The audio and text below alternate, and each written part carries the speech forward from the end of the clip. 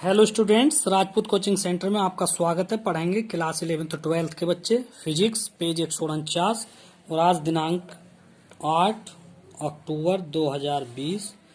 देखिए पहला अंक की क्वेश्चन है इसका। हम आपको थ्योरी इसकी पूरी लिखा चुके हैं, वो 8वें पार्ट की सूत्र भी आपको लिखा दिए हैं। पहला न्यूमेरिकल करेंगे इसका। तो देखिए क्वेश्चन आप किताब में से उतार लीजिए, सभी के पास किताब होगी। तो क्वेश्चन देखिए ये है, ये कोई संधारित्र है, इसमें दो प्लेटें लगी हुई हैं। प्लेटें हैं गोलाकार। तो प्रत्येक प्लेट की त्रिज्या r बराबर दे रखी है 12 सेंटीमीटर, यानी कि r बराबर 12 गुणा 10 की घात माइनस के 2 मीटर। और इन प्लेटों के बीच की जो दूरी जो दे रखी है, ये त्रिज्या तो दे रखी है 12 सेंटीमीटर और बीच की दूरी दे रखी है प्लेटों के 5 सेंटीमीटर। ठीक है, प्लेटों के बीच की दूरी तो ये दे रखी है 5 सेंटीमीटर। हमने इसको डी मान लिया है 5 सेंटीमीटर, 5 गुणा 10 की घात माइनस के 2 मीटर। तो हमें इसमें चालन धारा दे रखी है IC बराबर 0.15 एम्पियर। तो इसे हम 15 गुणा 10 की घात माइनस के 2 एम्पियर कर लेंगे। तो हमें ज्ञात करना है विभवांतर की दर, विभवांतर परिवर्तन की दर। इसको आप ऐसे प्रदर्शित करेंगे डेल्टा V बटे डेल्टा T, ये हो जाएगा विभवांतर परिवर्तन की दर। दूसरा हमें ज्ञात करना है विस्थापन धारा और तीसरा हमें ज्ञात करना है क्या ये किरचॉफ के नियम का पालन करता है या नहीं। तो देखिए हम पहला हल करेंगे विभव परिवर्तन की दर। हम जानते हैं कि V बराबर होता है Q अपॉन C, धारिता वाले पार्ट में आपको पढ़ाया था। तो क्या करेंगे, डेल्टा T से भाग कर देंगे इसको, ठीक है, या अवकलन कर देंगे। अवकलन करने पर T के सापेक्ष अवकलन करने पर तो ये हो जाएगा डेल्टा V बटे डी टी बराबर D upon D T Q upon C. तो D V upon D T तो ऐसे ही रहने देंगे और C को बाहर निकाल लेंगे। तो ये बन गया डी क्यू बटे डी टी। और हम जानते हैं कि यहाँ से Q अपॉन टी क्या होता है, ये I होता है। ठीक है, तो ये बन जाएगा D V upon D T बराबर 1 अपॉन सी आई सी। समीकरण नंबर 1 हो गई। अब हमारे पास C नहीं है, तो सबसे पहले हम C निकाल लेंगे। अब तो अतः धारिता की परिभाषा से C बराबर होता है एप्सिलॉन 0 A बटे D। ये आप पहले पढ़ चुके हैं। ठीक है, समांतर प्लेट संधारित्र की धारिता का सूत्र है, ये संधारित्र वाले पार्ट में से आया है। तो एप्सिलॉन 0 A बटे D इस प्रकार से करेंगे। तो C बराबर एप्सिलॉन 0 A तुम्हारे पास नहीं है, लेकिन किसका क्षेत्रफल है, ये प्लेटों का क्षेत्रफल है। प्लेटें किस प्रकार की हैं, गोले के रूप की हैं। तो गोले का क्षेत्रफल होता है, वृत्त का क्षेत्रफल होता है पाई आर स्क्वायर बटे डी। तो हम यहाँ से क्या करेंगे, एप्सिलॉन 0 का मान रखेंगे 8.85 गुणा 10 की घात माइनस के 12 गुणा ये पाई का मान रखेंगे 3.14 गुणा आर का मान 12 गुणा 10 की घात माइनस के 2 का वर्ग करेंगे और बटे डी का मान दे रखा है 5 गुणा 10 की घात माइनस के 2। आगे चलेंगे तो ये गुणा आ गई 8.85 की और 3.14 की गुणा ये आ गई है 10 की घात माइनस के 12 हो गया है। गुणा 12 का वर्ग था तो 144 हो गया और 10 की घात माइनस 2 का वर्ग 10 की घात माइनस के 4 हो जाता है। ठीक है, बटे 5 गुणा 10 की घात माइनस के 2। अब इसकी और 144 की गुणा ये आ जाती है 10 की घात माइनस 12 माइनस 4 माइनस के 16 हो गई। और नीचे से ये 10 की घात 2 ऊपर जाकर ये माइनस की प्लस में हो गई। 5 से इसको काटेंगे तो 800.3232 गुणा 10 की घात माइनस के 14 रह गया। इसे 2 अंक और इधर कर देंगे तो ये हो गया गुणा 10 की घात माइनस के 12, यानी कि 8 पिको फैरड। 10 की घात माइनस 12 को हटा देंगे तो ये पिको फैरड हो जाएगा। ठीक है, तो C का मान आ गया 8 पिको फैरड। अब इस C का मान हम समीकरण 1 में लौटाएंगे और समीकरण 1 क्या थी, dV अपॉन dt बराबर IC बटे C था। तो IC का मान दिया है सवाल में 15 गुणा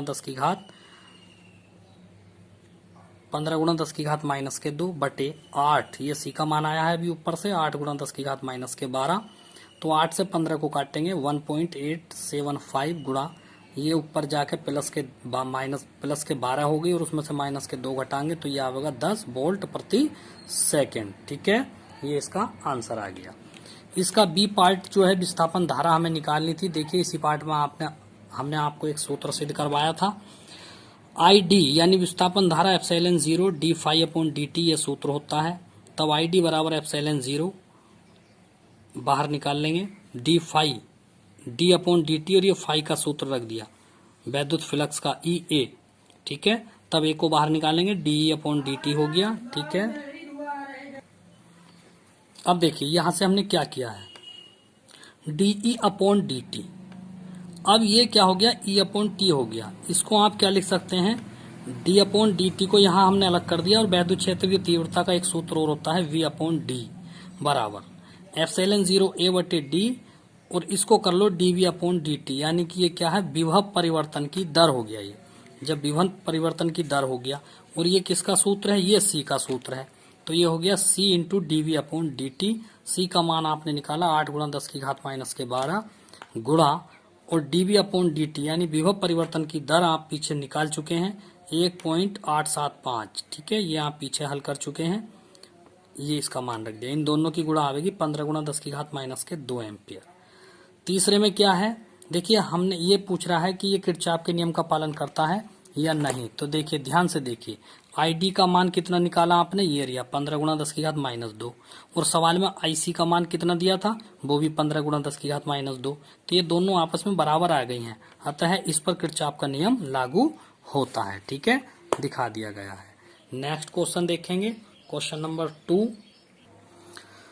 क्वेश्चन नंबर 2 भी इसी प्रकार से है, इसमें भी 2 प्लेटें दे रखी हैं, ये भी संधारित्र है, और इन प्लेटों की जो त्रिज्या है यहाँ से यहाँ तक, ये 6 सेंटीमीटर है दोनों प्लेटों की। ठीक है, इस प्रकार से, और इनकी धारिता दे रखी है 100 पिकोफैरड, यानी 100 गुणा 10 की घात माइनस के 12 फैरड, या 1 गुणा 10 की घात माइनस के 10 फैरड, और इनका VRMS दे रखा है 230 वोल्ट, और ओमेगा दे रखा है, कोणीय आवृत्ति दे रखी है 300 रेडियन प्रति सेकेंड।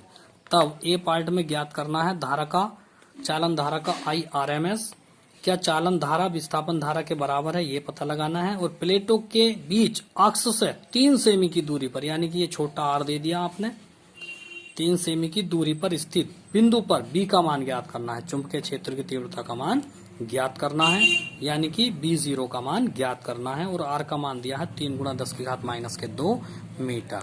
तब हम पहला पॉइंट हल करेंगे, इसका पहला A पार्ट हल करेंगे। तो हम जानते हैं कि IRMS जो होता है VRMS बटे प्रतिरोध होता है। चूंकि इसमें संधारित्र लगा हुआ है, तो इसलिए संधारित्र के प्रतिरोध को XC से प्रदर्शित करते हैं। ये समीकरण 1 आ गया। आपके पास XC का मान नहीं है, तो सबसे पहले आप XC का मान निकाल लेंगे। XC बराबर होता है 1/ωc, यानी 1/ω का मान 300 और C का मान 1 गुणा 10 की घात माइनस के 10। तो XC बराबर आ गया 1/3 गुणा 10 की घात 8, ये ऊपर जाके प्लस का 8 आ गया है। अब XC का मान समीकरण 1 में आप जब वापस लौटाएंगे, तो देखिए समीकरण 1 है आपकी IRMS बराबर VRMS बटे XC, यानी 230। VRMS का मान जो दे रखा है वो 230 दे रखा है। XC का मान 1/3 गुणा 10 की घात 8 ये दे दिया है, तो ये बटे का 3 ऊपर चला गया है, और ये 10 की घात 8 है। 3 की 230 की गुणा करेंगे तो 690 आएगा, और गुणा 10 की घात ये प्लस के 8 थी, तो ये ऊपर जाके माइनस के 8 हो जाएगी। 2 अंक पॉइंट यहाँ पहुंचा देंगे, 6.90 गुणा 10 की घात माइनस के 6 एम्पियर, या केवल 6.9 माइक्रो, 10 की घात माइनस 6 को हटा दिया, माइक्रो एम्पियर आंसर। इसका सेकंड पार्ट है, क्या चालन धारा विस्थापन धारा के बराबर है। तो आप पहले विस्थापन धारा को निकालें, फिर चालन धारा को निकालेंगे, तब देखेंगे दोनों बराबर है या नहीं। तो देखिए इधर आते हैं, विस्थापन धारा ID बराबर होता है ε0 d∅E/dt। इसी प्रकार से जो पहले क्वेश्चन में किया था हमने, ε0 d/dt, EA इसका मान लगा दिया है, ε0 d/dt, E का मान लगा दिया है V/d। ठीक है, उसके बाद ID बराबर क्या होता है, dV, ये दिखाई दे रहा है dV/dt, d बाहर ले लिया यहाँ पे, तो ये रह गया dV, ये रह गया, और dt ये रह गया, और dV/dt क्या होता है, विभव परिवर्तन होता है। ठीक है, ये d/dt अलग कर दिया और v को यहीं पर रहने दिया, केवल समझने का फेर है। देखिए d/dt अलग कर दिया तो क्या रह गया, v रह गया, और ये होता है धारिता का सूत्र होता है, तो c हो गया है d/dt v। अब c ऐसी रहने देंगे, d/dt। अब हम v का वो सूत्र लगा देंगे जिसमें c होता है q/c, तो c से c कट गया, तो ID बराबर हो गया dq/dt। ये किसका मान होता है, चालन धारा IC का मान होता है, तो ID बराबर IC बराबर है, क्या लिखेंगे, ये चालन धारा बराबर विस्थापन धारा। ठीक है, सी पार्ट देखेंगे। सी पार्ट में क्या है, इसकी अक्ष से 3 सेमी की दूरी पर हमें चुंबकीय क्षेत्र की तीव्रता ज्ञात करनी है। तो 3 सेमी की दूरी पर, यानी छोटे r का मान दिया है 3 गुणा 10 की घात माइनस के 2 मीटर की दूरी पर हमें चुंबकीय क्षेत्र का आयाम ज्ञात करना है B0। देखिए, तो हम जानते हैं कि रेखीय समाकलन, चुंबकीय क्षेत्र का रेखीय समाकलन होता है म्यू जीरो आई के बराबर। तो बी बाहर निकाल लेंगे, पाई समाकलन बंद पृष्ठ का चित्र है ये, डेल्टा एल बराबर म्यू जीरो और आई का मान रख दिया epsilon zero D phi upon D T, चाहे इसको आप आई सी कह सकते हैं। तो आई सी का मान पीछे है, या आई डी कुछ भी कह लेंगे, यहाँ पे इसका मान epsilon zero D phi upon D T करेंगे। तो यहाँ से क्या किया है बी, और समाकलन डीएल का मान होता है 2πr, यानी वृत्त की परिधि, क्योंकि वृत्ताकार है प्लेटें। तो mu zero epsilon zero D upon D T, phi का मान रख दिया ई ए। यहाँ से बी इंटू 2πr बराबर mu zero epsilon zero D upon D T E, और ए का मान रख देंगे पाई आर स्क्वायर। एक घात से एक घात आर की खत्म हो गई, पाई से पाई खत्म हो गया, और ये जो दो बचा है ये इसके बटे में आ जाएगा, ये आ गया। ठीक है, ये इसके बटे में आ गया। अब नई लाइन से चलेंगे दोबारा से पुनः, प्लेटों के बीच वैद्युत क्षेत्र की तीव्रता कितनी होती है, ई बराबर क्यू अपॉन एप्सिलॉन जीरो ए, या क्यू अपॉन एप्सिलॉन जीरो ए का मान कर दिया पाई आर स्क्वायर। अतः बी बराबर जो होगा इसका मान यहाँ पर रख देंगे ऊपर, देखिए यहाँ रखेंगे ई का मान इस जगह पे, तो ये हो जाएगा मान रखते ही mu zero epsilon zero R बटे 2, ये किसका मान रख दिया है, ये रख दिया है बी बराबर है अभी, तो ये बी बराबर है, और हम रखेंगे अब यहाँ पे ई का मान, तो ई का मान आ गया है डी, वहीं से आया है, ई का मान है Q upon D epsilon zero pi R square. ठीक है, डी अपॉन डी टी तो वहीं से है, बी के सूत्र में है, और हमने ई का मान रखा है Q upon epsilon zero pi R square. तो देखिए एप्सिलॉन जीरो से एप्सिलॉन जीरो कट जाएगा, तो ये बचेगा म्यू जीरो आर बटे 2 पाई आर स्क्वायर, और क्या बचा D Q upon D T, और D Q upon D T क्या होता है, आई होता है, इसे आई जीरो धारा का शिखर मान कह दिया, तो वी जीरो हो गया म्यू जीरो आर बटे 2 पाई आर स्क्वायर बटे इंटू आई जीरो। ठीक है, और आई जीरो का मान आगे लगाएंगे, यहाँ से पीछे से लिया है, ये आई जीरो का मान है I R M S root 2। तो देखिए सवाल में दिया हुआ है, अब इनके मान लगाएंगे। म्यू जीरो का मान है 4 पाई गुणा 10 की घात माइनस के 7, छोटे आर का मान है 3 गुणा 10 की घात माइनस 2, आर एम एस का मान दे रखा है आई आर एम एस का 6.9, पीछे से निकाला था, गुणा 10 की घात माइनस के 6 पीछे से,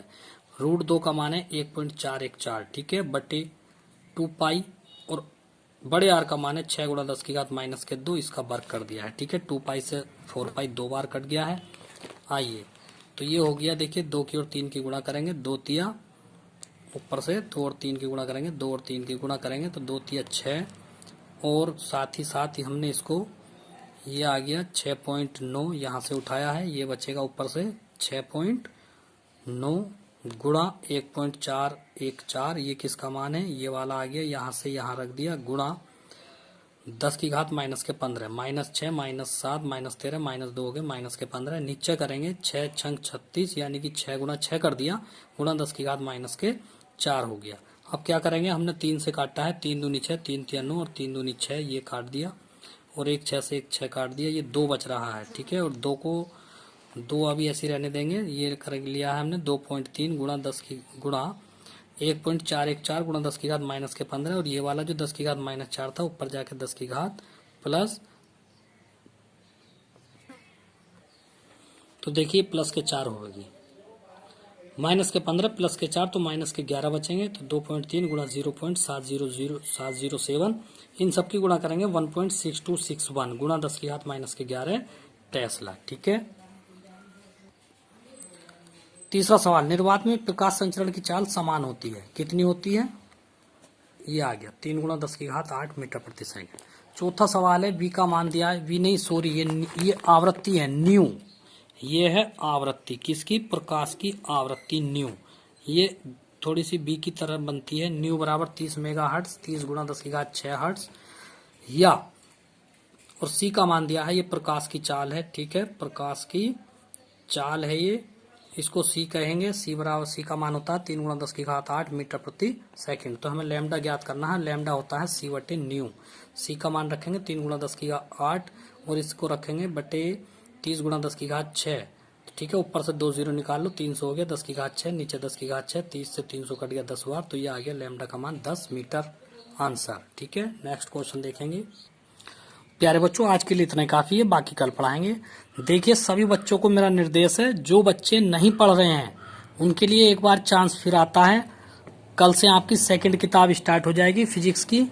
पहली किताब तो आपने खैर उल्टी सीधी पढ़ी है, जैसी भी पढ़ी है वो आप जाने, लेकिन प्लीज सेकंड किताब आपकी कल से स्टार्ट होगी, इसको आप शुरू से पढ़ें। कोई भी बच्चा पढ़ना बंद ना करें, आपको टोटल क्लास दी जाएगी। Okay, thank you.